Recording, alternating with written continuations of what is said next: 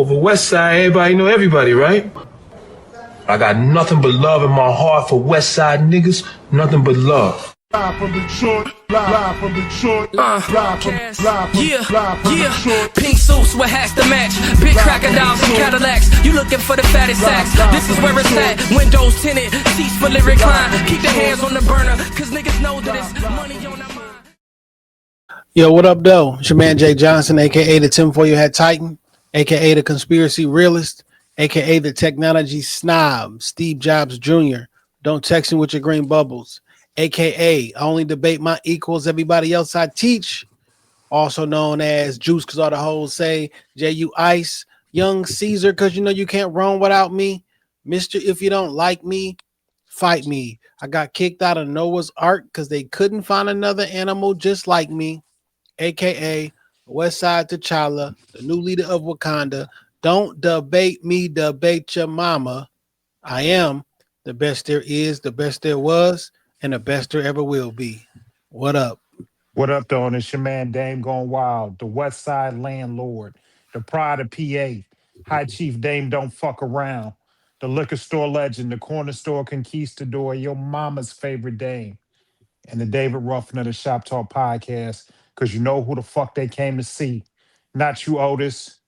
It's no better than these four letters. Thank God for Dame. And if you're speaking on Dame, you better say it nice. And if you don't put the boss in front, then bitch, you not saying it right. It's the Honorable Judge Boss Dame and this bitch. All rise. I am a motherfucking black belt, and it's time for the goddamn Kumite. Let's go. Yo, welcome back. Shop Talk Podcast, episode 503. On you hoes. On you hoes. And yeah, we back up in this thing. How was your week, my brother? Week was actually good, man. I'm starting to like get back to feeling like myself. Okay. I'm back to moving around a little bit more, getting out driving, being able to like do shit. Did a little grocery shopping this week, did a little regular shopping, trying to get back into the groove with the kids and shit. So man, it feels good to get back to life because man, that open heart surgery had a motherfucking hardest shit I've ever gone through in my life. I mean, I had to do it in order to live. Yeah. I would not recommend, wouldn't want to do it again.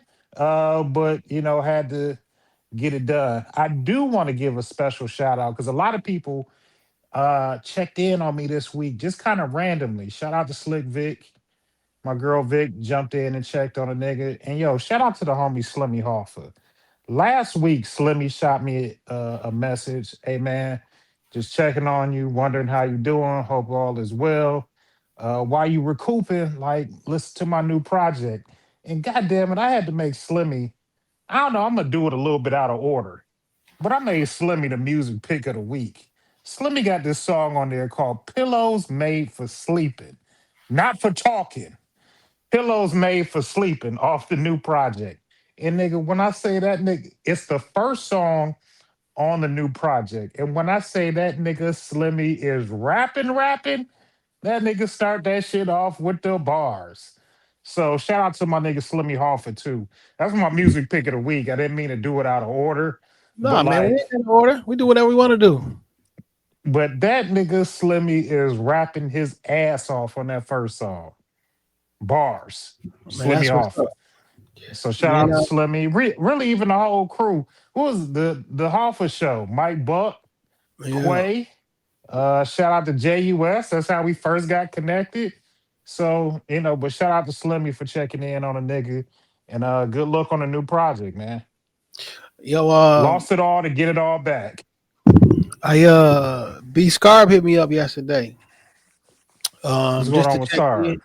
He ain't, he said he ain't hollered at us in a minute. You know what I'm saying? He was checking in. Said he saw you went through some hospital stuff and checked in on you, wanted to see how you was doing and shit. And we just kicked it and caught up, you know what I'm saying? So shout out to everybody who are actually good people and actual friends, you know what I'm saying? Yeah, man. I was kicking it with my pops yesterday, and I told him about your surgery and shit. He was like, oh, word. He was like, man, he a big strong guy, man. I didn't think he would go through those. He was like, nah. He told me to tell you what's up too.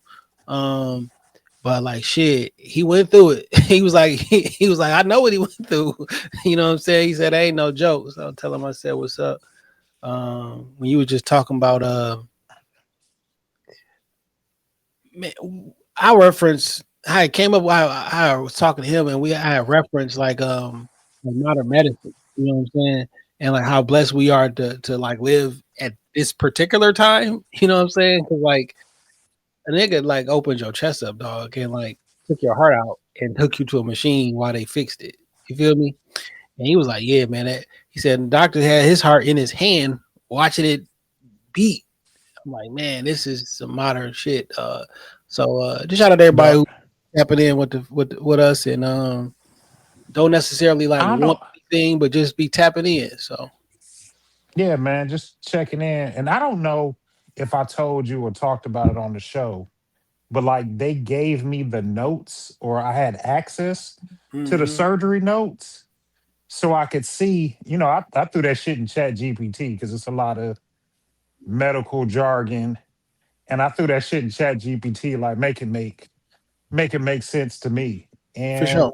like he was talking about like the machine like had the surgery was damn near 6 hours. He like the machine had my heart. They your heart stops beating inside of your chest, and you are dependent on the machine. And then at some point they wean you off of the machine, and it's just like it should go back to beating, but I hope the battery could got a go the other charge in it. way. Yeah. Yeah. Yeah. And they was like in the doctor's notes, I remember he put in that normally it takes like 45 minutes to an hour for people's heart to get back in rhythm. And that after the surgery, it took mine like about 15, 20. And I was like, man, just thank God. Because that, like you said, man, this modern medicine, what these doctors are able to do, it's crazy. And I Shout out to appreciate, them. you know, Shout out to these having medical insurance. Shit. professionals. Shout out to the medical professionals, man, the doctors, as well as the nurses. Not your Instagram. Well, no, not even your Instagram nurses, because I don't know what y'all do at work. You feel me? Y'all can appear one way on the internet, but like really be in them rooms and really be taking care of people, loved ones. You know what I'm saying? And that's a major shout out to y'all because you don't respect it until you need it. You know what I'm saying? So shout out to y'all. And then, if every, just keep our Shop Talk family in prayer. We got some private things going on, but even me myself, I was saying that I had to have another small procedure. And then I found out this week that because of this procedure, I just got to hang out in the hospital 3 days before they do it so they can let some other medication run through my system that needs 72 hours. So I got to go in at the end of the month, right around Christmas. And I was like, 3 days? She was like, yeah, you're not going to be doing nothing for 3 days. Like, we're going to have you hooked up to an IV and you're just going to be chilling there until it's time for your surgery. So I'm like, fuck. So come the end of the month, they can be back in, but that'll be the last thing I have to do for a while until, hopefully in 2026 and then get a new kidney. And then that'll be, that'll be done did almost $2 million worth of surgery on a nigga by that time. And Add that to your hopefully I intro. get $2 million worth of life out this bitch. Add that shit to the intro, man. $2 million man. Shit crazy. Shit Yeah, is crazy. it is. Thank God for private insurance. Because if you Man, ain't got it, they'll let you die. that's unfortunate, man. Sometimes I be wondering, like, and I just be so conflicted with some of the political stuff because on one half I be like, well, who's supposed to pay for this shit? And then on the other half I be like, if you can like fix somebody and not have them die, why don't you just do that shit? You know what I'm saying? Like, I don't know. It's literally about money and access, unfortunately. Like on And some if you human don't shit. have and if you don't have money or access, I mean, the human side of it should take over, but it don't always. And if all jokes aside, if you don't have money and access, they will let your black or white or purple ass die. And that's just it. That's just it. Man. So one of the things I want to talk about this week is something that's been going around the Detroit socials this week. Have you seen the conversations around Coney Islands in the neighborhood in the city of Detroit? And they No, it mad was Coney Islands don't give back to the city or don't give back to the neighborhoods and shit like that. You know, old boy who always be talking on all the platforms. I He, saw him, yeah. Kid L and a bunch of stuff. And like, I've been looking at comments and back and forth and everything. He's supposed to be fighting coming up soon Is he? at the Detroit Fight Club. Yeah. Interesting. I'm too old for that type of shit, and I think he older than me. Yeah, he's in his mid 50s. I'm whatever. Neither here nor there. Yeah. So the beef is that the Coneys are not giving back to the neighborhood. Yeah. What do you feel about that? I'm a little conflicted. Are they supposed to? Number one, I mean, I know it's like the thing to say y'all should be giving back, but I mean, I've seen hella niggas in my neighborhood work at the Coney. I mean, they Like, giving I've seen opportunities given. I know one Coney in particular that do like they get the kids like back to school shit, got them cheap little drawstring book bags. They throw a yeah. couple notebooks and some loose leaf paper in there. But I mean, like, what are you looking for the Coney to give back? I guess is my question. What do you feel is a sufficient give back? Because it is a neighborhood business. I mean, do niggas look for the liquor store to give something back, or the Family Do Dollar, or do like they why are look we singling out the Coneys in this case? do CVS give back? No. Like So CVS like I'm just confused. Like what do you want? also like people in the comment, yeah, they don't get nothing for free. Why you looking for something for free? What they supposed to? So in my eyes, you can do whatever you want to do, and you can be beneficial, right? Great, Right. but like, y'all not. Nobody is doing each other a favor. Fair exchange is no robbery. I sell a product or a good or a service. You give me money, I give it to you. We're even. No one is up or down in this situation. Yeah. Like, Nobody's getting taken advantage of. And I guess I'm not trying to be facetious, but I'm more so confused. Like, what is it that you want y'all want free from meals. Sam and them at the county? So then they turn into an Albanian thing and a race thing, and y'all don't never do this, and y'all don't do this, and like, what's the expectation? What if I'm struggling? How you know I'm doing good? Like we all live in these neighborhoods. Like, how you know where the Coney man live at? You assume he doing good. What if he is? But like, I don't understand it. I get it. I don't want to say I don't I don't know understand where it. I don't know where the Coney nigga live at the same way I don't know where the nigga that own Jay's Cafe or fucking What Lou's do Deli Sweetwater live do? at. I What do mean, Sweetwater Wings give back? What do they do to give back? Do we go on Sweetwater and be I like, don't yo, y'all been here 50 years, 100 years. Why ain't y'all giving back to to the unhoused downtown? I don't know. I I mean, maybe I just want something to argue about, but I don't like. What are you looking for? What would satisfy you? Let's start there. What would satisfy you?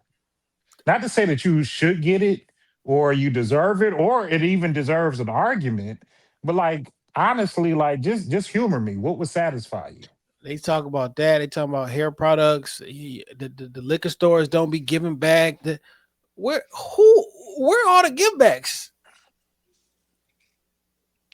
What And like, what do you think so? And this is a real question. Do you think because you own a business in the city and pay taxes, right? that you have to buy school supplies for the neighborhood? No, Like, how does that? I don't even what. this may not be popular, but I'm not a big fan of forcing, like, there are people that live for these school give backs year after year. And for me, it's like anything else. Yeah, I can understand people fall on hard times, shit get tough. Them kids go back to school every year in August. Shit ain't changed in my 40 plus years of living. Every August, the kids go back to school. You know your kids are school age and they gotta have uniforms, shoes, school supplies. You got all year to figure that shit out. Now I know for me, my kids ain't doing my kids that wear uniforms, they ain't doing that. The growth from year to year is not that drastic. So I can kind of anticipate where they may be next year. And some shit just don't change. I buy socks year round. I buy shoes year round. Now, yeah, I do make sure they go back to school and, like, some fresh shit, because you want to look nice on the first day of school. But, like, I know school is coming up in August. I know haircuts got to get done, or hair got to get done around that time. I know the school send home a list of supplies, but, like, they need a book bag. They need notebooks. They need basic shit. And, like, Mm. I'm not big on, like, every year y'all ball out Christmas, all summer long y'all be outside twerking on me, twerking at the red lights, and buying If lemon you drink, drops, buying sections. if you smoke weed, smoke cigarettes, and drink alcohol daily, weekly, I want to hear you not being able to get a backpack for your kid, because the backpacks be cheap Yeah. as fuck. And like, I know a person, it don't fucking matter. If you got a smoking or a drinking habit, you got enough money. You find a way to get something to drink. But that's not even I'm not even trying to chastise you for that.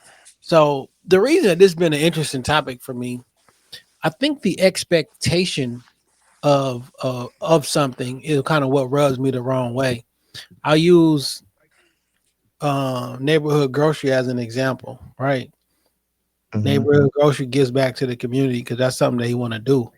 It's something that's good for the community. That's something that he tapped into. The type of Right. thing I would want to see from a community or Coney Island or something like that to quote unquote give back is, like, if it's outside and it's 100, it's negative 10, 15 degrees. If somebody wants to come in and stand inside to get warm, let them stand inside and get warm.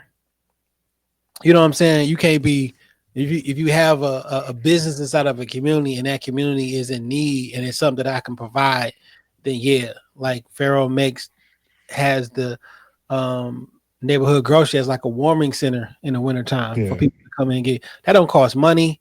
You know what I'm saying? It don't necessarily cost no time. If we talking like stuff like that, fam, you want some free food from Coney? Don't have a conversation about me about free food from Coney Island. Some niggas talking about the chili fries is too expensive. Fam, that's not giving back to your community because you give niggas free pitas from here. Like, I mean, I guess it could be, but like, it's you know what I'm saying? I'm like That, tangible stuff that you that's can actually help. that's giving back is one thing. You give back out of the kindness of your heart, not because niggas think the chili cheese fries should go back to $1.25 and they don't want to pay $3.50. That's not a give back. That's not a kickback. Like, nigga, it's inflation. Shit goes up. You know what I'm saying? Like, the Coney doesn't deserve to give you the 96 prices again just because you don't like the 2025 prices. And if I'm being 100% dog, I feel like niggas who be rallying against the Arabs in the city in general, this not necessarily this one. It be on some racist shit, dog. You don't like them niggas because they Arab, or you don't like them because they Korean or Chinese or whatever. So you inherently have a problem with them. I ain't never heard a Chinese this fucked up, but like, I ain't never heard them complain about not enough givebacks.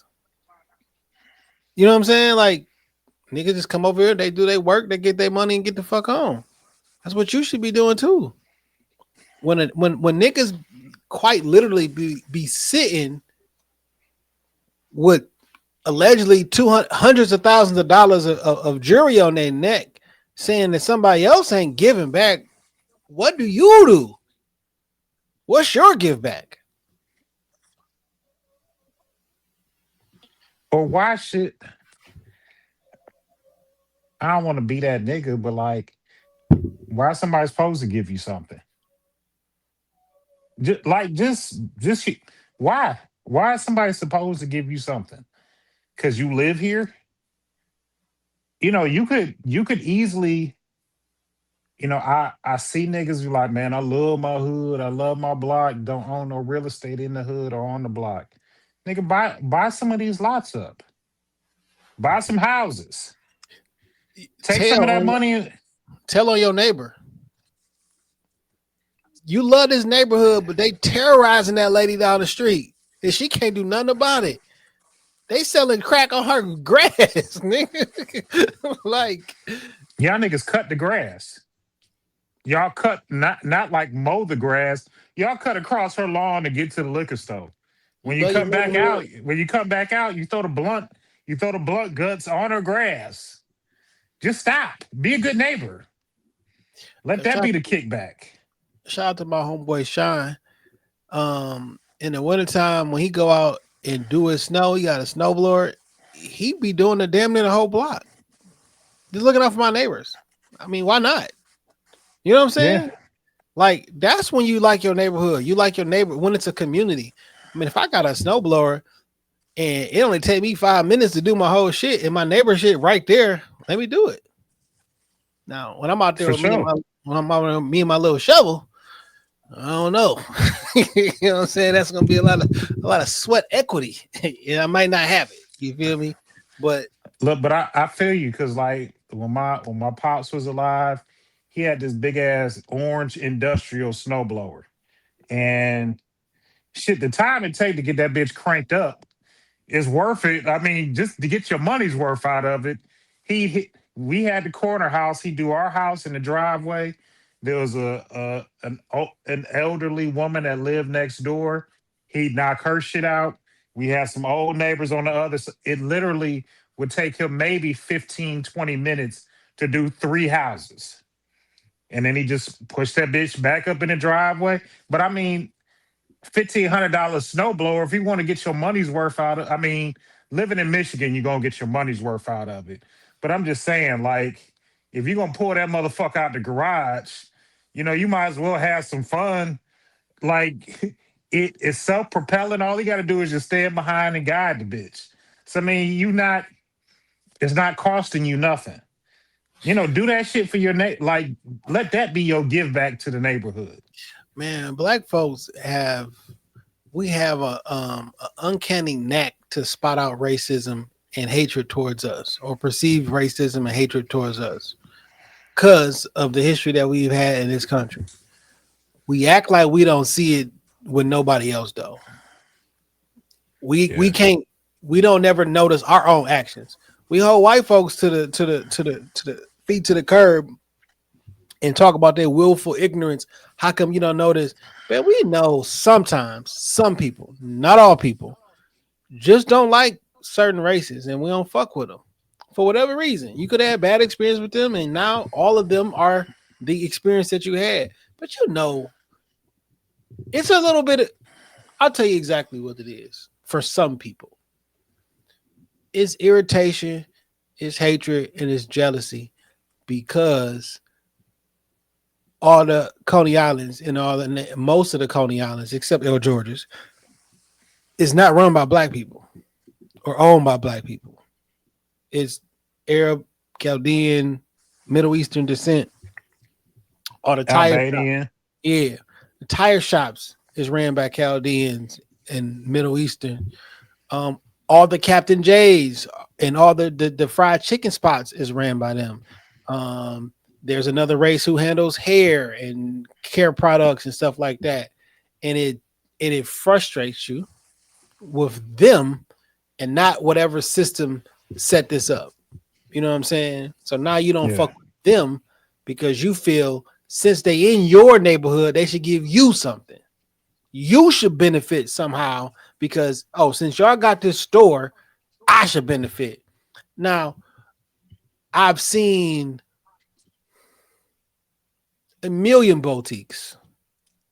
I've seen a million barbershops. I've seen a million car washes. You can open up a chicken spot. You can open up a Coney. Like, nothing's stopping you. You can do it too, Punchinella. like, why not? Tone only nigga I know who opened up a Coney. I don't think it's open no more. It's probably a little bit more difficult running a restaurant. And like, you probably, people are in their mindset, I don't want to work for nobody, I'm my own boss. My nigga, you need to have worked in an actual business structure to run a restaurant. Restaurant business is not easy, dog, at all. I would say anybody that wants to be an entrepreneur, if you ain't never worked for somebody, it's gonna make it really difficult because like a lot of y'all open up businesses and the businesses go belly up because y'all lack good customer service because you ain't never worked for nobody. Everybody at you can't hire your cousins and them because they got bad attitudes because they ain't never worked for nobody neither. Like you need to have some understanding, some real understanding of customer service because that could be the make or break, or that is the make or break for a lot of y'all, independent entrepreneurial endeavors is the customer service is poor as fuck. I can't tell you how many times me and Jason as entrepreneurs in Shop Talk Podcast Studios, it's a lot of times I had to bite my tongue and just be like, you know what? You right. It's my bad. You right. Somebody knocked on the door and it threw your whole hour off.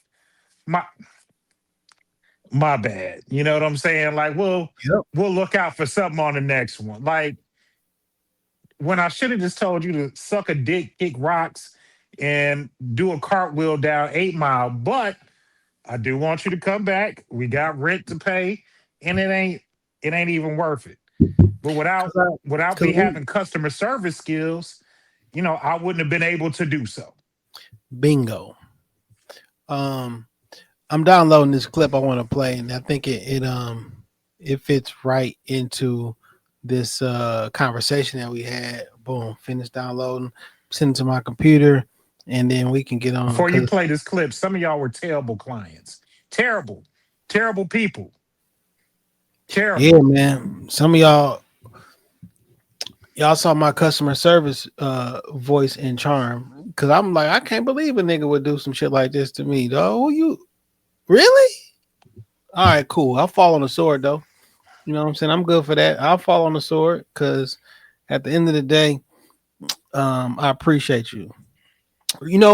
Customers who frequent, the studio, they'll reach out or directly just send me a Cash App request for a fundraiser. I'm like, okay, I'll send it because you do business. Whether I had it or not, fuck it. You sent me the request for a fundraiser.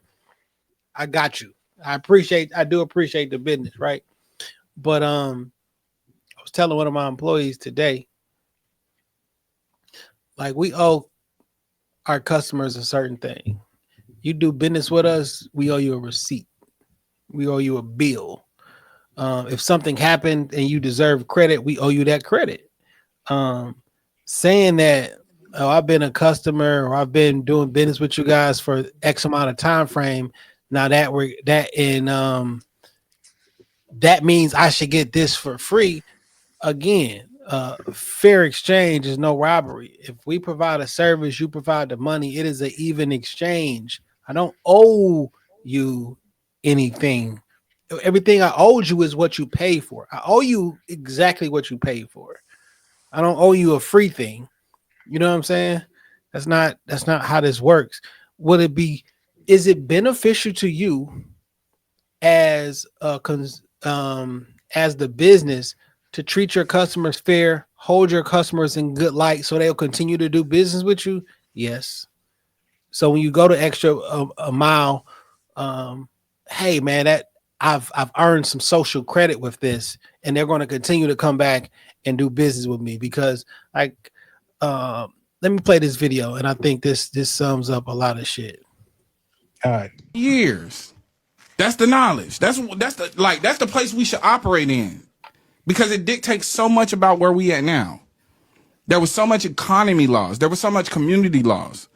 There was so much family loss. There was a lot of dynamics lost, a lot of lives lost, a lot of minds lost.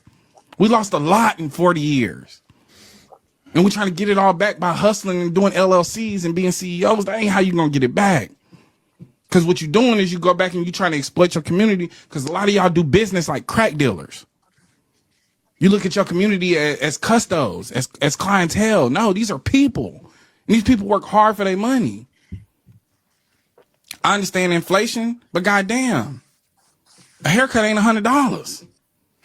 Now I don't give a fuck how rich your client is, nigga. A haircut ain't at 50 is pushing it. But I understand the economy. 50 is cool. But a haircut ain't no $100. Shouldn't cost motherfucker $500 to get their hair done, and you talking about bitch come with your hair washed. No, that's not how we do this. Stop hustling. Y'all niggas got business mentality like crack dealers. You think if you open up a restaurant, you compete to treat the patrons like shit. You're in the service industry. You think you had to be nice to people as a waitress? Think about how nice you got to be to motherfucker now that you own it. You get in the service industry and then you don't want to do service. This doesn't make sense. We're hustling backwards. You can talk to crackheads crazy. They're fiending for it. Nobody wants that burger that bad, nigga. Nobody wants that salmon that bad. Them lamb chops ain't that damn good. They ain't got the nerve, no price. Market price. Nah. Gratuity already. Nah, you wouldn't have to add gratuity automatically if y'all niggas knew how to do service. Stay out the service industry if you don't want to serve your people. We not clientele. We not custos. We not J's, nigga. We not fiending for the motherfucking French 75. We not fiending for that. I'm not fiending for it at all. I'm cool on that. I don't need.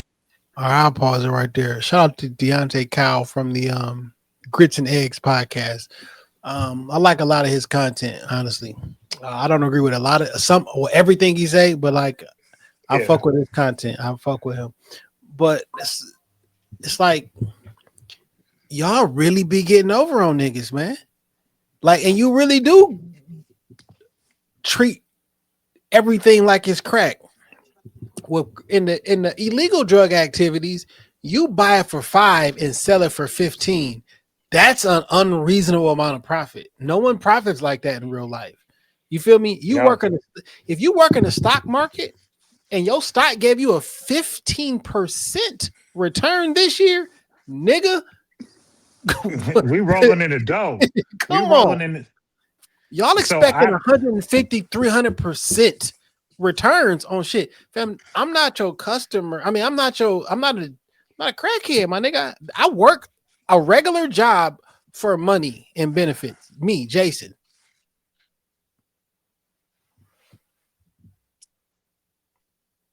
You know, one thing that you said, one thing that he said that I find, you know, two things really. Number one, treating everything like a custo. I got a partner of mine. He's a jewelry reseller. So he might buy a Rolex and, you know, flip it because he works for a jeweler. And I was thinking like, nigga got to be making crazy money. He was like, nigga, if I buy a Rolex for $7,000 and sell that bitch for $7,500, he said, nigga, I done came up. I'm like, that's only $5. He's like, that's just the name of the business. He's like, I don't make $1,000 or $15,000 off of each Rolex.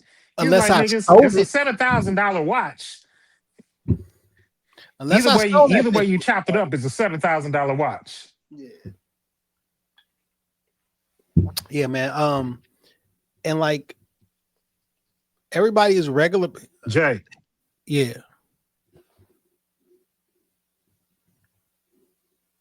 Oh, I think Dame dropped for a second. He'd probably be back in. You know, he having technical difficulties over there on Finkel. You feel me? You know, that PA shit, you know, internet don't work the same on Finkel. My bad. No, I'm sorry. The internet don't work the same on Puritan that it It do don't. here. You know what I'm saying? It don't. But yeah, man, like I think just the expectation that people have and not being in business and trying to get back 40 acres in a mule on your own people. Like for an example, one of my homeboys came in town this summer. He from here, but he live out in Vegas. He came here and I went to go holler at him and shit. He sent me the address over in the hood on Dre Road. It's an Airbnb. I pull up, nice crib. You know what I'm saying? Inside that motherfucker is straight.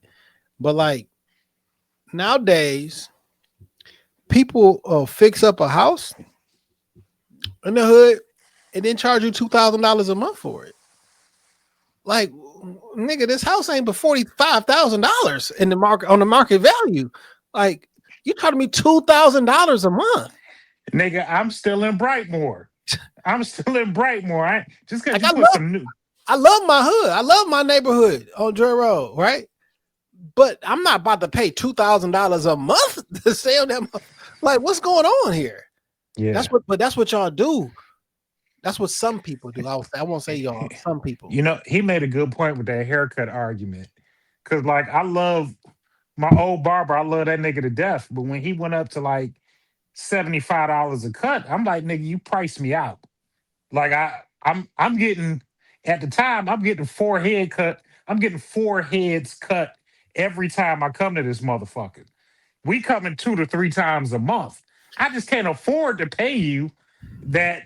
I can't afford to pay you damn near $400 every time I come to the barbershop. And I remember asking Tone this shit a couple weeks ago, like, you know, why ain't you never went? He was like, nigga, my price point is affordable. He said, niggas gonna keep coming for that price. I don't have to worry about customers. I'm booked all day. I'm booked all fucking day. What's going on with this new era of barbers is they believe. I'll break it down like this: 15 to 20% can and will pay the $100 a cut. The rest of the 80% cannot, and 20% at the bottom, or another say 60% can, but another 20% at the bottom, nigga, this shit always gonna be expensive. It's always gonna be too much for me, right? That was gonna be them. Yeah. But the majority of your base cannot pay $80 to $100 a pop. You think because the top of the top has paid you, that is your new worth. But the rest of your customer base, why would you think this affordable? Unless you only want to, like, I was watching, I follow dog from Detroit Juice Barbershop on Instagram. I mean, on TikTok and shit. No cut, no butt. Yeah. He had beef stew on there, and he asked them like how much do niggas be taxing them for haircuts or how much he charged. He was like, well, they come to like the hotel or some shit, probably like 200, maybe 300 and shit. Depending on how it is, I could possibly understand that, but nigga, a haircut ain't worth $300, dog.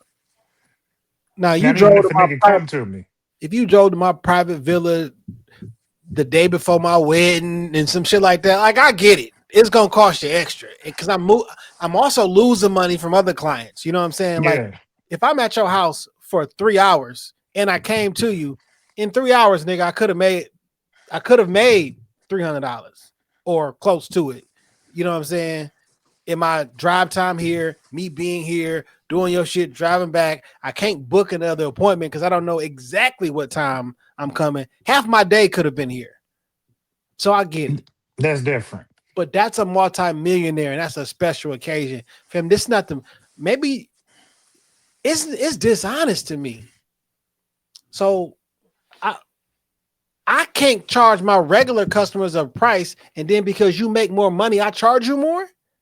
I feel like that's bad business. It's like a scam, damn near. Yeah, that's that's what the wedding industry. You book a venue and they ask you what kind of venue it is, or you a DJ would ask you, is this a wedding or not, or if it's awesome, I do photography. Nigga, One my wedding. photographer price went up when I told him it was a wedding. He got Now, one price that he charged for parties. I yeah. told that nigga we was getting married. Nigga price damn near doubled. Now, a portion of that I understand because there is definitely a different level of expectation that you need from a wedding than you have from like event photography. I do a lot of events, you know what I'm saying? And like you just catching people in a moment. I can take this picture over again. I cannot take the picture of you walking down the aisle over again. You feel me? There's certain things I gotta get, and this picture gotta be perfect because we know how the bride gonna be, whatever. I try to stay away from weddings. It's not a pleasurable experience for me, right? High pressure. Unless I'm invested in whoever the couple is, you know what I'm saying? Like, this is one of my peoples. I got you because it's done differently. It's done with love. But like, I'm not the wedding nigga, and I don't want to be the wedding nigga. Yeah, shout out to Touch because I Yeah, understand why he charged what he charged. But when you talk about Garrett, no, no cut, no butt. I remember when Garrett back in the day was charging $5 for a haircut in the back of this salon, and I remember my barber at the time and niggas hating on him because he was undercutting what they was charging. Like they was charging like 20 at the time. Garrett was charging $5 and giving niggas a razor lineup. It was like, nigga, that West Side nigga. I was getting cut on the East Side. Oh man, that West Side nigga charging crackhead prices. Next thing I know, Garrett moved to the spot over off Greenfield, and I let him cut, and he cut my hair once, and he was charging like 30 back when niggas was still charging like 20, and niggas, he overpricing it. But like the quality of the nigga haircut is you can't deny it. Like and he they don't. do good work. And like, I like how they do it because they got time. Like when you book with them, you book a 45-minute set, nigga. I'm gonna spend 45 minutes cutting your fucking hair Yeah. and washing and doing all this shit. Some things are worth a little bit more. I'm not paying $100 for a haircut, right? One of my homeboys do pay $100, but when he go in there, they wash his hair for him. They do. It's a thing. Too much for me, but like I don't have to worry about that shit nowadays. Yeah. Nigga, do you even go to the barbershop anymore? No, I ain't been to the barbershop in a minute. I need to go and get a lineup though. You know what I'm saying? I ain't been in a minute. Usually I go on my birthday. I'm going out of town, you know what I'm saying? Or some sort of special occasion because it ain't, I mean, I line my shit up myself, but ain't nothing like a barber tone lining you. Like it's Yeah. different. There are 100% levels to this shit. Well, now that I wear a bald fade, I'm in the barbershop a little bit more. Nigga, dog, I know this gonna sound stupid as fuck, but like this is probably the first time I brushed my hair in like years this week.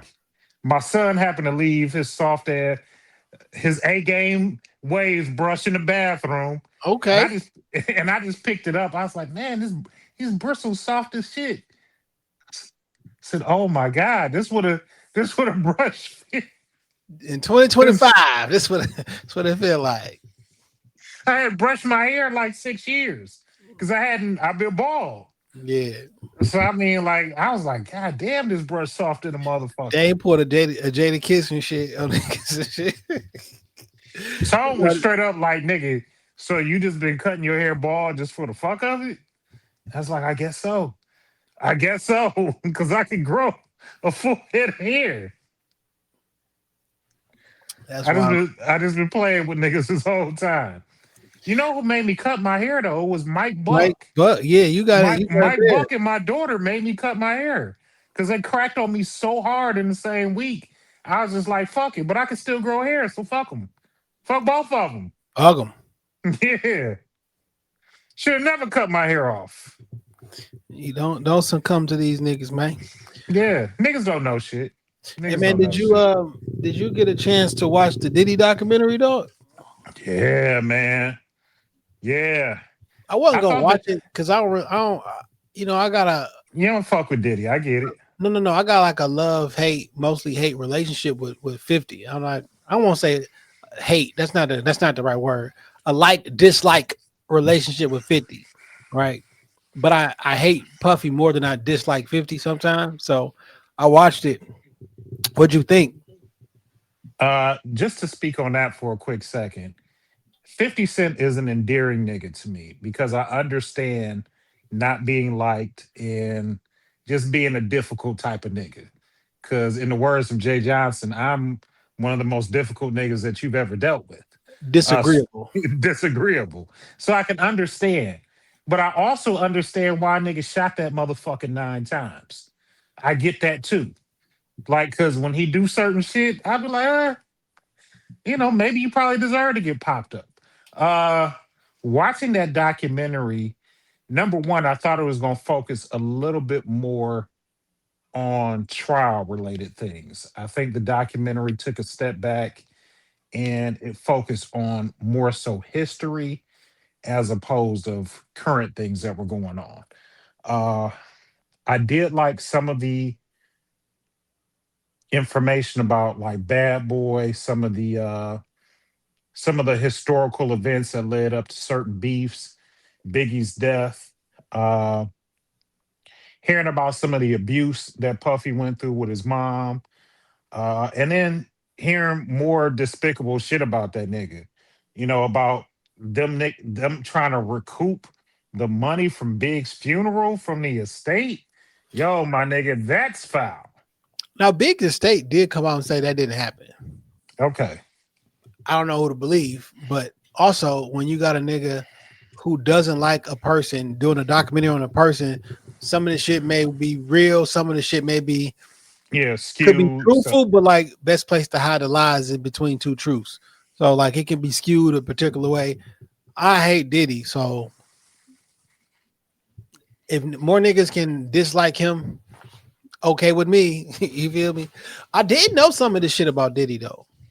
I didn't know he was in music videos. I didn't know about the that first thing where the stampede and people died. yeah, And I remember reading about that previously. yeah, I don't remember none of that shit.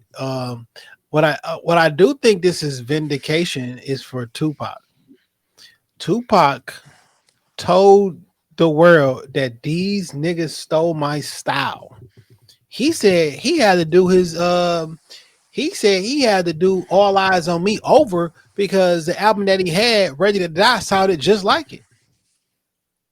I had to do my shit over. And people really love All Eyes on Me, but his shit was Yeah. probably a little bit more hardcore than that. And now it's all about Versace. You copy my style. Who said he was talking about Biggie? Because guess who started rocking Versace? Puffy. Yeah. I've done an unhealthy amount of research into Tupac and his assassination. Okay. But I mean, if you go back and look at old Pac videos, that nigga was rocking Versace, nigga, one button keeping a shirt together. Like them silk Versace shirts, I remember seeing them on Pac first. Puff used to go after women that he knew Pac was with. Just how he did with Eric Sermon, just how he did with That Eric Sermon story was gold. Cause you don't look at Eric Sermon necessarily like a gangster rapper, but he a big motherfucker. I mean, Eric Sermon isn't a small man in stature. And he was like, when he told that nigga to go around the corner, he's like, oh, we was gonna beat his ass. Also, Like at one point, Eric Sermon was like the best rapper. He was at the top of the game when EPMD time frame. It was like EPMD is not a slouch ass group. I saw them niggas in concert like 2 years ago, and they was rocking that bitch.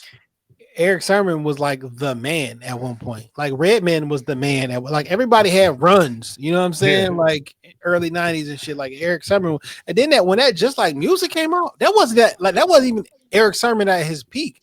That was like I just dropped older some shit. Emerson, older. Yeah. And that shit slapped. Yeah. Just Like Music slapped. Like when I heard Just Like Music, I was coming up. I felt like that was one of the older rappers who caught him a good one. I caught him on, you know what I'm saying? Like Eric Sermon, Kara West One always felt older than me. Yeah. However, I grew up on Heavy D and the Boys. Like that was same era essentially. Yeah, but like Heavy D was like my brother was chubby when he was a younger, and he was Heavy D, and his name started with D. And like me, my cousin Garrett, and Quentin was the boys. So my uncle used to call that's Heavy D and the boys. Nigga, who do you like? Heavy D gave a young, fat, light skinned nigga hope because Yeah. he could rap, he could dance, he had women, he was an actor, producer. Heavy D did it all. And thinking about Heavy D now, pause. The first cool fat nigga I ever seen in life. He was the coolest. Yeah. It wasn't like you couldn't call him fat as an insult. He was Heavy D. It was nothing about me ever said, yo, he fat, or like was a negative connotation to Heavy D. Heavy D was just like one of the coolest niggas in the world. He wasn't sloppy. He was smooth. Yeah. I mean, nigga dressed nice. He was well groomed. Yeah. I mean, that nigga was fly. That nigga was fly. But going back to the Eric Sermon shit, I thought like that whole story that like to avoid the ass whooping he played like Biggie first album. I'm like, that's some. But even when Eric Sermon was talking about like Misa Hilton was like his woman first, and Puffy seen Misa with Eric and like, I want her. Like that nigga been on some snake shit for. I'll be sure. Yeah. You know what I'm saying? Who? I mean, Justin is probably I'll be sure the son, ain't he? Not Justin. Yeah, it's Justin, right? The oldest one. Yeah. That's I'll be sure son, right? No. Justin is Quincy is Albie Shore's son. That's the one that's not Puffy's son. It was with Albie and Kim Porter, and Puffton always, I guess, kind of raised the nigga up. Because he got him in all type of shit. You saw that part, he was like, y'all have to figure out what you're gonna do because God told me not to do nothing. What? Quincy's name is in this shit indictment too. They raided his house. That nigga said, you gonna have to figure out what to do because God gave me direction not to do nothing. What? Nigga, when Kalina was talking about how she asked that nigga Puff for $5,000, he's like, can't even do it. Money wrapped up. I got something going on. You got something going on with $5,000? And then you gave Cassie 30 million? I mean, you can do what you want to with your money. But like, nigga, 5 racks? Niggas, I need 5 racks and I will pay you back. Not even can I have it. For a lawyer so I can keep my kids. This is a woman that she was in a music group with. I'm rich as fuck. Dame hit me up like, nigga, Jay, I need 5G or they gonna take the kids from me. I ain't even got it right. We could have not spoke in years. I'm a multi-millionaire. Yes, you can have the 5Gs, my nigga. Like looking at that documentary, Puffton had a lot of money since like the early 90s. Nigga been rich damn near 40 years. And he the only one. Yeah. May said, fuck rap, I'm going to the pulpit to get away from this nigga. You signed Cassie to a 10-album deal. Look, man. When my homeboy was signed to Bad Boy as a writer, we had a trip one time out to New York, and we met a girl that was signed to Bad Boy. She's from here. I ain't gonna say her name. I don't know what she doing in music. But she was like, yeah, she could sing. I mean, nigga, incredible voice. Could sing her ass off. She was in a 10-album deal. And she explained to us that because she had written on shit, she had sung backgrounds on shit, but she had to produce enough music for it to count as 10 albums. So like she sang on somebody's joint before. And she was like, even though she sang on that song, she only did background vocals, which only accounts for like 15% of a song. So not even one song towards her 10 albums. And she was like, I'm never going to be able to sign with anybody else. And it wasn't like we met several people that were on the label in those type of situations. Singers, rappers, like niggas that were incredibly talented. But it's like, I'm never coming out. You know what I'm saying? He keep me around just to write on shit, just to do like reference tracks. But like, I'm never coming out. I'm never putting out an album. I'm just on Bad Boy. And It's an evil nigga, man. 10 albums, even niggas that are successful in music don't put out 10 albums. Does T.I. have 10 albums? He might. He might literally have 10 albums, but like, how many you give a fuck about? I don't know that T.I. has 10. Let's take Took a look. Hov damn near 30 years to put out, what, 12? Wait, 1, 2, 3. What is this? Us or Else? Letter to the System, 2016. I don't remember that at all. This shit got 15 songs. You remember this? That's when he was going through that trial shit. You know what I'm saying? He was In 2016? Yeah. One Dime Trap, 15. 1, 2, 3, 4, 5, 6, 7, 8, 9, 10, 11, 12, 13. He got 13. How many of them you give a fuck about?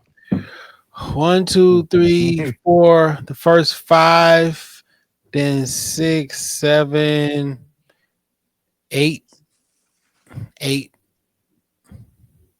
Yeah. So I'm serious. Trap music, urban legend, King, T.I. versus T.I.P. I didn't like that album, but it was like one song I fuck with. People like Paper Trail. And people Paper like Trail was cool. Yeah, and then Trouble Man. I think people like Trouble Man. Trouble Man had Trap Back Jumping, if I'm correct.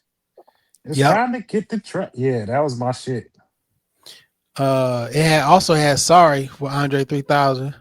And I think that's it. Paperwork Deluxe 2014. Is that a I don't know. I don't remember this Libra album in 2020. I think I kind of maybe do. I never listened to it. Libra album had like this joint with Benny the Butcher on it. I remember that. And Miss Pat like narrated the album. Yeah, you gotta make amends with Benny the Butcher. I've never heard this album. Yeah, look, he got Young Thug, Lil Baby, 42 Doug and Mozzie, Jeremiah, Rhapsody. He had a song with Damani on that album that was really good.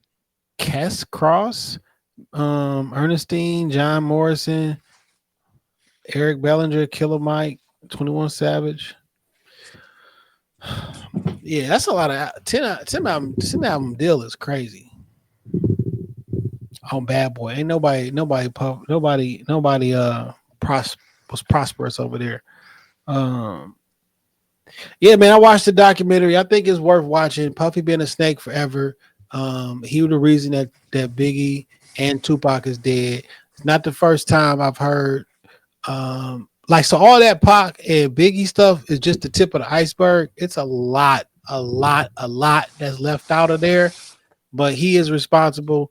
I do think he had Big killed as well. That's just my personal opinion. I'm not telling you that's a fact. I don't want to get sued. I'm not spreading anything as a fact. I just think that's my personal opinion. I think he was involved. One thing that's for certain, nobody leaves Bad Boy unscathed. Nobody. Not even nobody. Him. Yeah, man. I don't like that nigga. I know this wasn't in a documentary, but I heard somewhere on the socials this week, and I don't know who specifically said it. You'll never see Puffy kids and Big kids together. Never seen them together. Like, ain't no commingling. And Miss Wallace was for sure hating that nigga till the day she died. But you'll never see no commingling with Big kids and Puff kids. For that to be my best friend, people that I consider my best friend, like my kids know them. Ain't nobody ever heard Puffy and Biggie was best friends other than Puffy. And that shit really didn't start coming up until after Big died. There was only one person that could say it. Big wanted to lead a record label. They were not cool. They were not. I can't say this shit as an absolute certainty. But based on the shit that I've heard, whatever. I don't like that nigga at all. Also, that night that Jake got killed in Atlanta, Big Meech was there. This was some the BMF shit. That was one of Meech's men's too. Like there was definitely a BMF connection in that shooting as well, by the way. The documentary, nothing can cover every point in their career, their lives, but there's a lot of holes in the shit. And you see how that nigga lie and spin them stories and shit so quick to get off, fucked up what he did to Shine. That nigga just been a snake for a long time, man. And niggas let him eat. And that's unfortunate.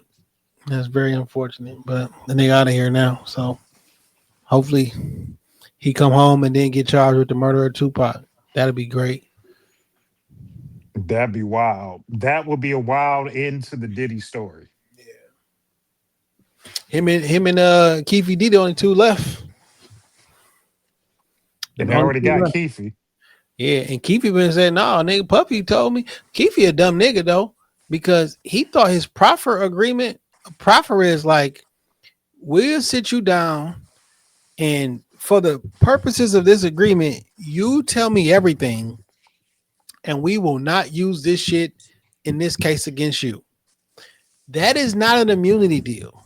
That is, we will not use this against you in this particular case, or we might drop the case. This nigga thought he had immunity, so he kept repeating what he told the police in his book, Art of Dialogue on Vlad. Fam, you are implicating yourself, and you told us exactly what happened. Niggas love to talk. I don't see why motherfuckers keep talking to Vlad. That's one motherfucker I would never have a conversation with.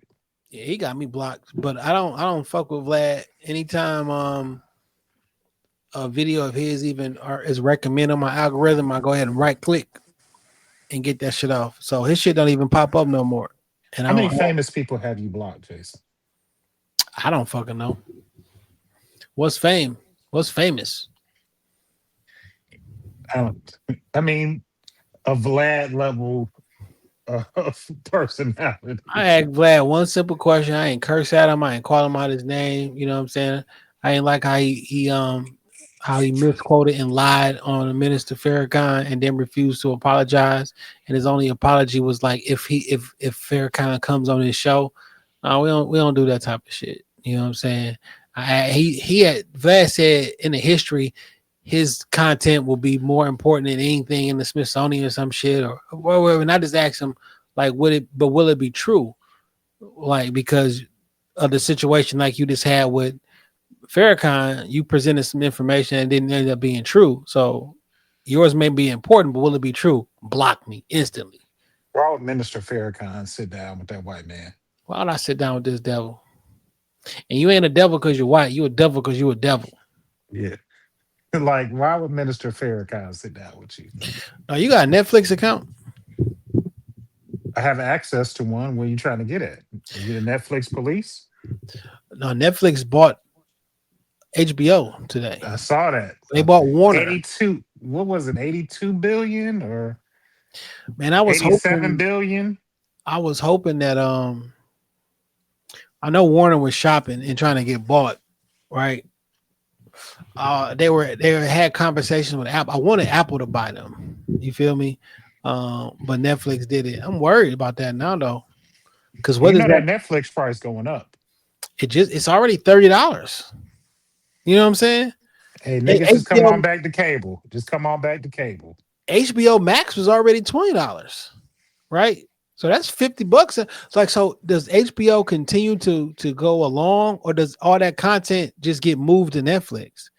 Because HBO is still the #1 Emmy winner and nominated every year. There are shows that come on HBO. HBO is like a historic, monumental network. Like, I hope y'all just own it and let HBO do its thing still. Yeah. And because like HBO original series be amazing TV. like The Wire and all that shit. Like I don't. Sunday nights on HBO is a thing. I don't having that shit for Netflix. Oh, that's fucked up. I don't know if it's fucked up or not. I don't know how that's gonna work. It's too soon to say. That means Netflix own Batman, nigga. That's crazy. You a big Batman fan? I fuck with Batman. Yeah. Who don't like Batman? But like Netflix owns the franchises now from Warner Studios. Like that's Batman, that's Aquaman, that's all that shit. Like if all that shit is only available on Netflix, I think that's too monopolizing. I think that's like a monopoly. Warner is a lot. That's TNT. That's all that shit. I used to watch TNT, the NBA on TNT from my HBO Max account. The games used to be streaming on there. But all that shit on ESPN. Hey man, Well, not that shit on ESPN. ESPN has its own station, own app. So the real live is it's $30 a month. So you get live television, all the ESPN channels and everything like that on the app. It's $30 a month. nigga, all that shit. Once you start combining all that shit, is cable prices again. It just is. You pay $200. You get Hulu, fucking Netflix, ESPN. It's like $80, $83, $84 a month. YouTube Live, same, $82 or some shit after taxes and things like that. Like back to $200 a month, nigga. Niggas was mad at $200 a month, but it was $200. That was your TV, your internet, your home phone, your all the things. Now it's that for one thing is gonna be. And you still gotta have the fastest internet you can get your hands on. And you gotta have. I mean, most of us have capable televisions, but God forbid you ain't got a smart TV. God forbid that you know your modem. You might have fast internet, but like your house may be big. You know, how close is that smart TV to where your modem at? Yeah, you know what I'm saying. Like you gotta know. Hey man, I don't know how I feel about that, dog. I hope they allow it to like stay in its format. There's a lot of shows with Batman like that. I'm just surprised. I mean, Batman is like a historic. That's like, and you got Superman too. Superman is through them. The whole DC universe. You want Superman to be controlled by Netflix? Like certain shit can't be owned by like others. Did you watch that last Superman movie? I did. Thought it was cool. I went to the movies and seen it. It was all right.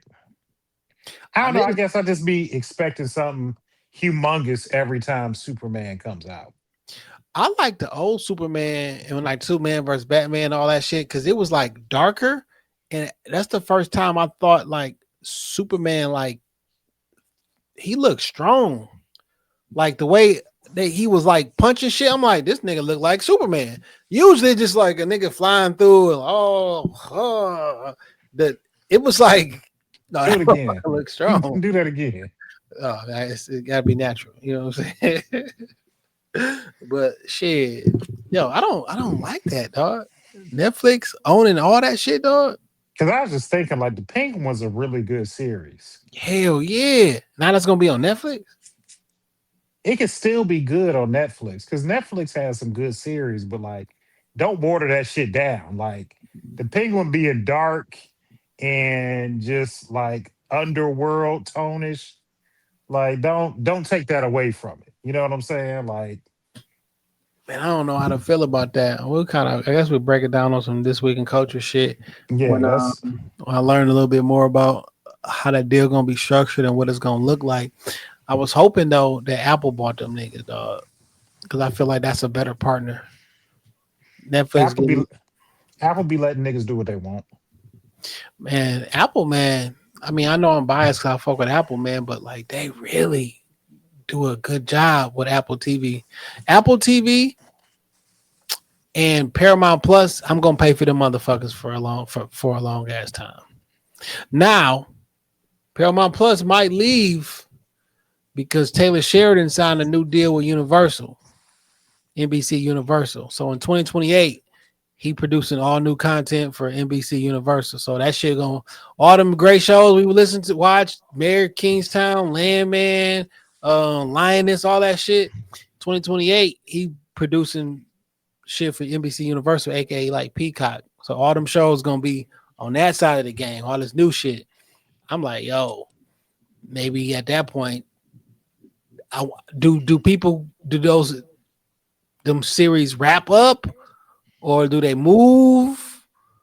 Because I'm sure those stations own that content, but he leaves. Now you got a show that was started by him, and I don't know. And I feel like we just scratching the surface. So Landman is my shit. Landman's And really I feel, good. and I feel like we just scratching the surface on Landman. Like, I can't wait till Saturday at 11:59 p.m. because I watch them bitches Sunday morning at 12 o'clock in the morning. Like Saturday night, I wait till midnight and I watch Landman and I watch Mayor of Kingstown. If I happen to fall asleep, I watch them bitches the first thing I do when I wake up on Sunday morning. Mayor Kingstown is just amazing too. Yeah, some of the best shit on TV, man, for sure. Yeah, but the Landman is my shit.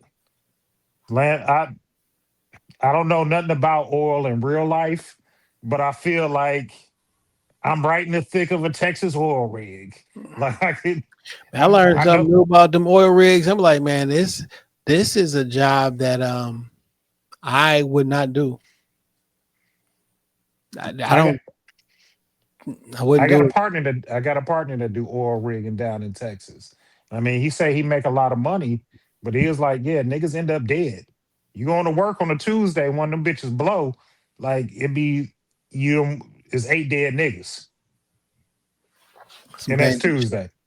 Tuesdays, 8 dead niggas. Niggas was falling out just from the whiffs of a C2 leak or H2 something. Yeah. Niggas just dying, dog. Like, that's just a lot, man.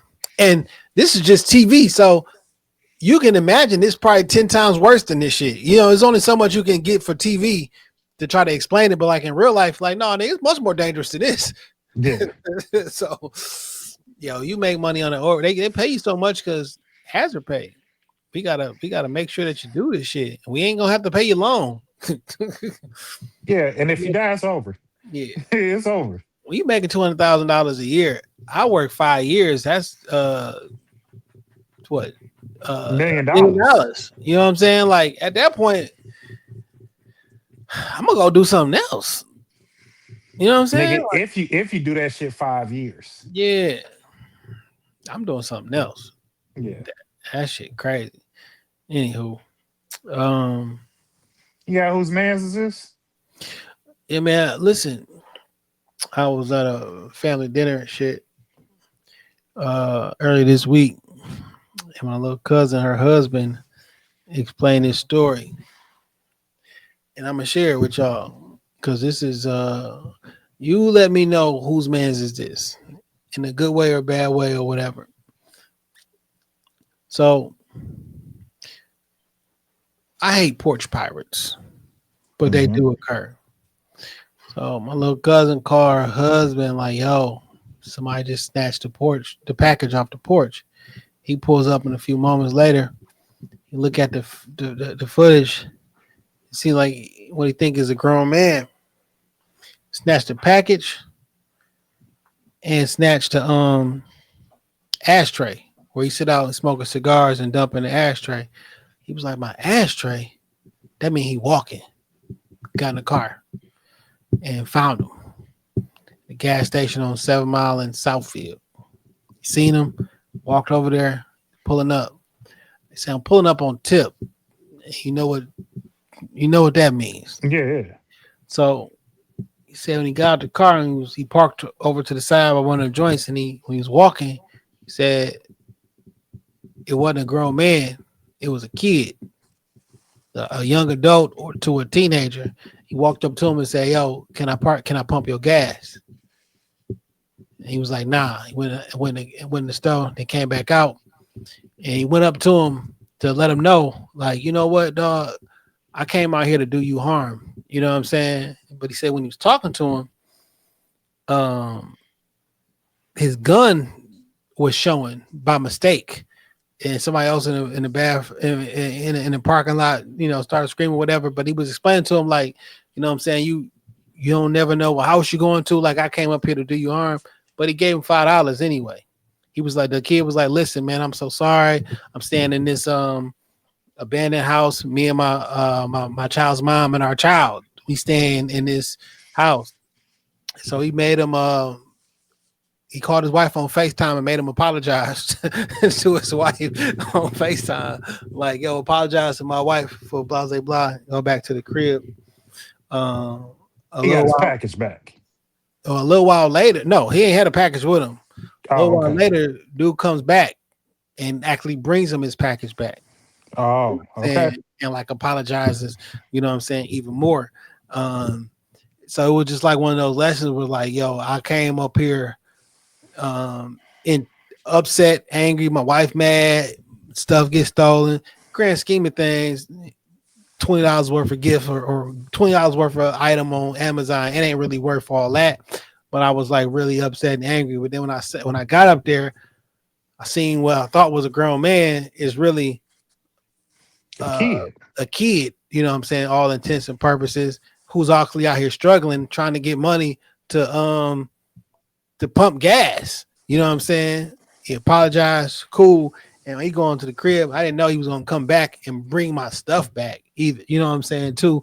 Because like some people out here are quite literally struggling and to survive. And it was really, really cold. You know what I'm saying, this week. And that doesn't give you a right to steal, and you got to watch out because you might go to the wrong house and maybe they're not that nice, you know what I'm saying, to you. You know what I'm saying? But whose man's is this? It's like kind of for both, because like you never know what somebody going through, right? And just because your situation is what you think dire, it doesn't give you a pass to do something to somebody else, because everybody not playing with you.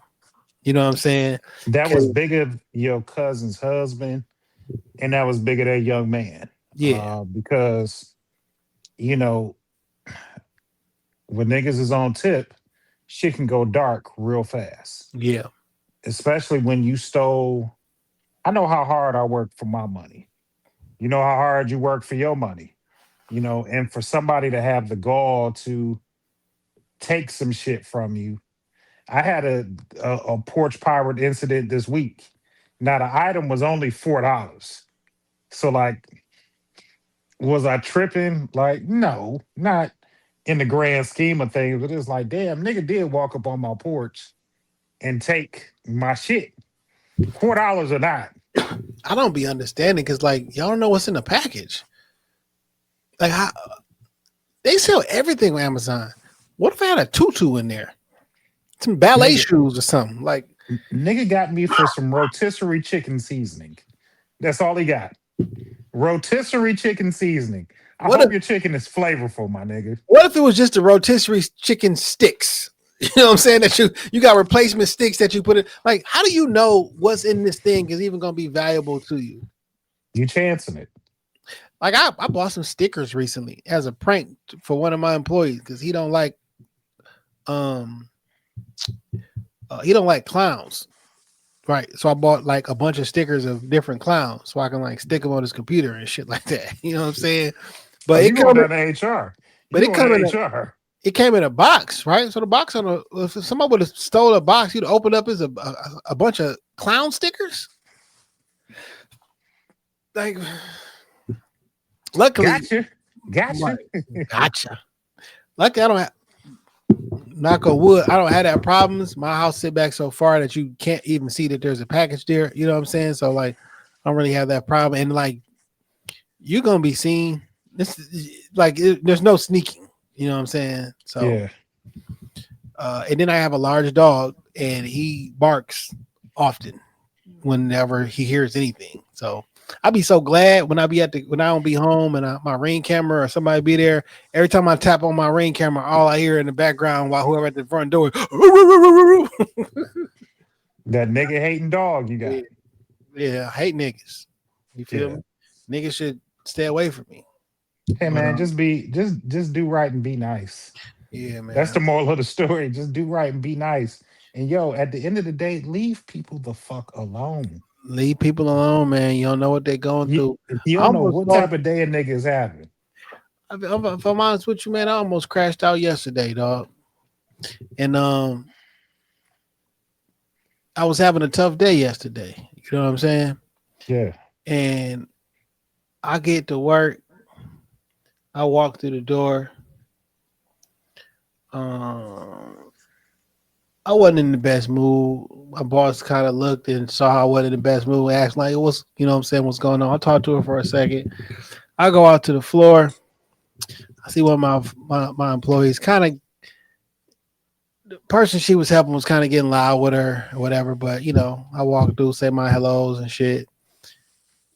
He leaving out the store. Y'all motherfuckers been on bullshit. Y'all been on bullshit for 5 years. And when the folks start talking to him, I'm standing there. I'm just listening. You know what I'm saying? I'm just listening.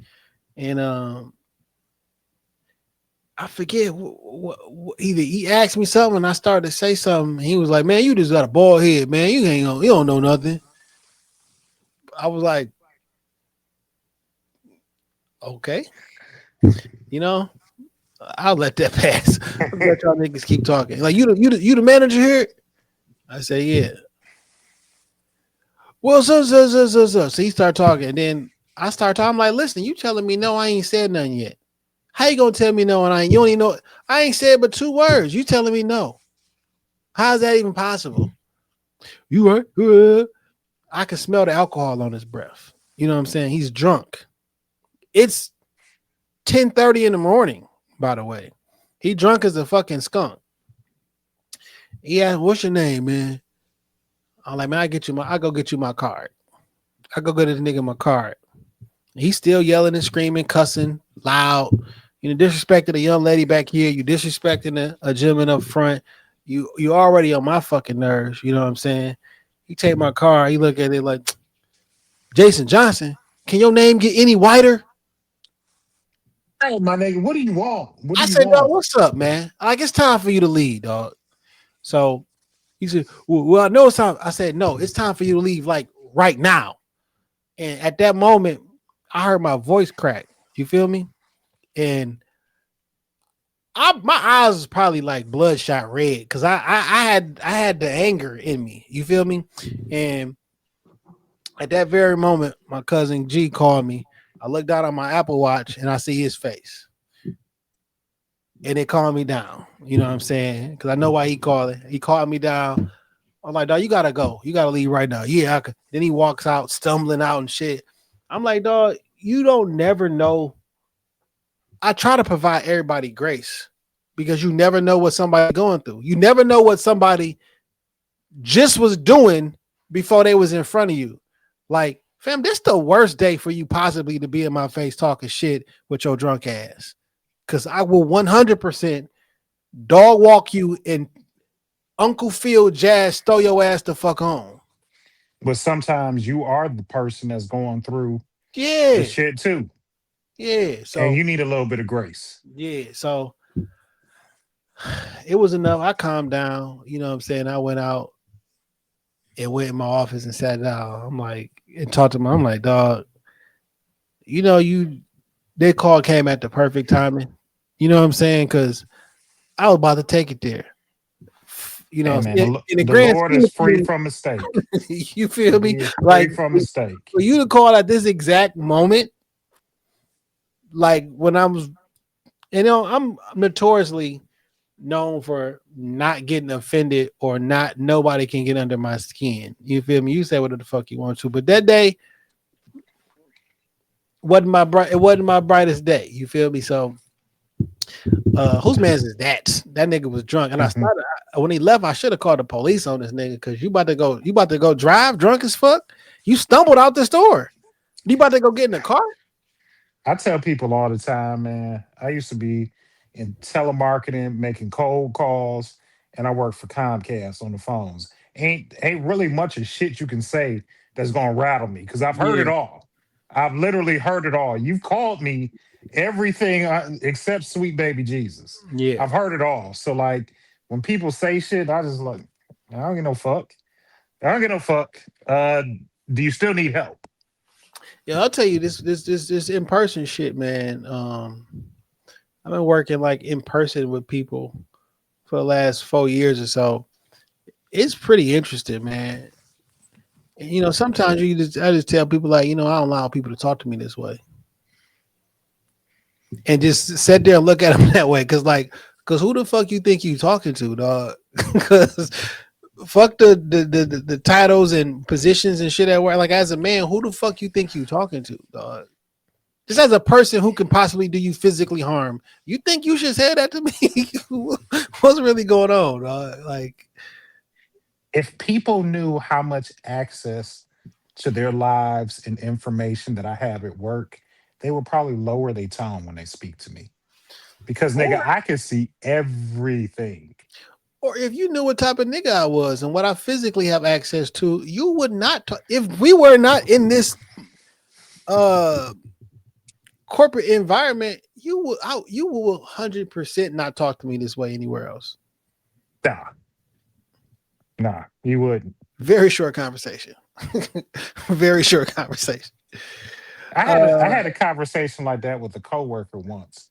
He was talking to me real spicy on Zoom. And I had to let him know, like, if we were face to face, do you think you think you had a balls between your legs to speak to me like this? Because I'll be in the office next week and we can talk face to face then. And I want you to talk just as nasty as you talking right now. When you see me, I want you to have this same energy. Just please I want keep. you to have the same energy. But God watch over babies and fools. You feel me? I ain't no That baby, but I could have been. My fool ass would have been all over this motherfucker yesterday. That nigga used to dye his beard with Beijing so dark. I said a cup of water would ruin this nigga's whole afternoon. Yeah, It wasn't even worth it. When you be dyeing your shit, I don't think our hair is black. It's not. Because when people dye their hair black, that shit look blacker than black. And I don't get it. I mean, I get it, but Look, man, my homeboy dad, first of all, has had a fro since, I don't know, 75. And this nigga fro has been jet black our entire lives. This man is well into his 80s, like closer to 90 than 80. This fro is still jet black. And I'd be like, dog, what the fuck is your dad doing? What is that's he him, doing? my nigga. Like, that's just his look. That's if you just his ain't look never- now. If you ain't never seen him anything other than that, I mean, shit, that might be natural. You feel me? Nah, man. Nah, man. We know. I mean, clear. He got gray hair anywhere else? Yes, nigga. Oh, Yes. oh. It's just his afro that's jet black. It's the most ridiculous shit in the world, but like his pops has got to be at least 85, 86. Bless him. It just looked ridiculous. That's all. It just looked ridiculous. But One who thing am I I to don't like, judge? I got a lot of grays. This is the only thing I don't like. These two gray hairs right here. Oh, nigga, you got that patch. Yeah, You got that patch coming in. yeah. I'm cool with that. Whenever I grow my when I got a goatee, you can't really see it because it just got to blend in down there. It's not like a lot. But when I have my beard grown out, yeah, that shit there for sure. Yeah, you got that patch. I know. As soon as you came on camera, it's the first thing I saw. Hell Yo, yeah. before we wrap up, I do want to give a quick shout out to the homie Wheezy and his his new fiance, soon to be wife. Wheezy, I saw all the pictures from the engagement. I saw some beautiful women that I knew that were at the engagement. Shout out to Telly. Shout out to Maria. Chef's kiss when the Lord made y'all. I saw y'all at the engagement, looking amazing. Yo, and my nigga Weezy doing it for love. I love it. I love it. Shout out to you. I'm glad you found your other half.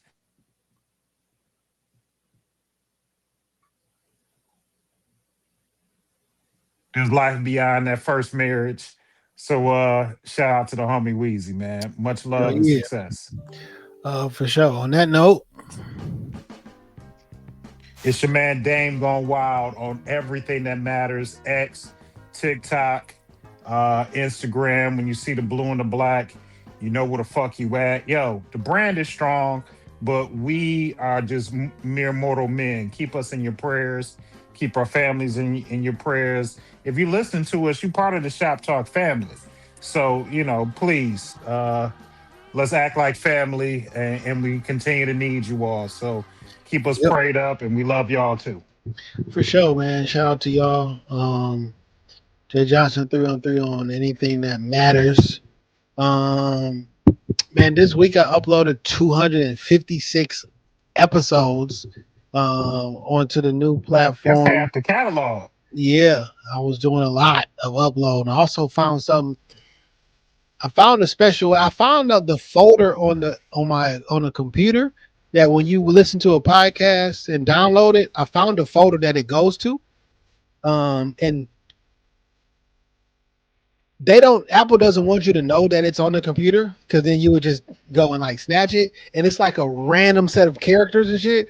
But with the help of Chat GPT, I found the exact folder where shit go through. So I just re-downloaded a whole bunch of shit and went and individually put them in the exact same order because sometimes we lost count and then got back on count, and I want everything to be exactly the same.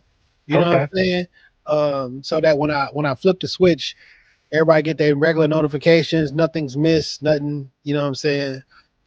So by the first of the year, well, on the first of the year, New Year, all of Shop Talk shit will be back up normal. All of This Week in Culture shit will be back up and normal. All the joints.